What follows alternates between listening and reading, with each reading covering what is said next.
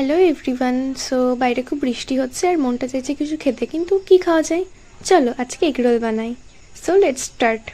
তো ডোটা আমি মেখে রেখেছি, আর এখানে শসা, পেঁয়াজ, লঙ্কাটা কুচিয়ে রেখেছি। মা এখানে আমাকে রুটিটা বেলে দিচ্ছে।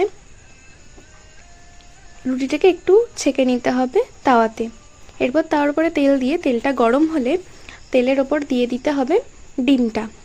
ডিমটা ভেজে নিতে হবে ভালো করে।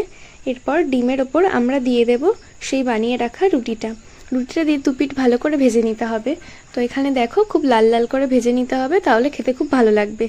তো এবার ভেজে রাখা রুটির উপর একে একে দিয়ে দেবো শসা কুচি, পেঁয়াজ কুচি আর লঙ্কা কুচি।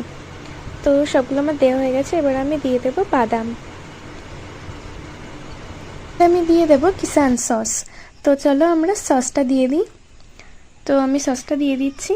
আমার সস দেওয়া হয়ে গেছে। এবার রোলটাকে মুড়িয়ে নেব কাগজ দিয়ে। তো আমার রোলটা প্রায় কমপ্লিট। তো দেখো গাইস, আমার রোলটা রেডি হয়ে গেছে। এটা ছিল আমার আর আমার মায়ের জন্য। তো এবার রোলটা আমি ট্রাই করে দেখব। তো বাইট দিচ্ছি।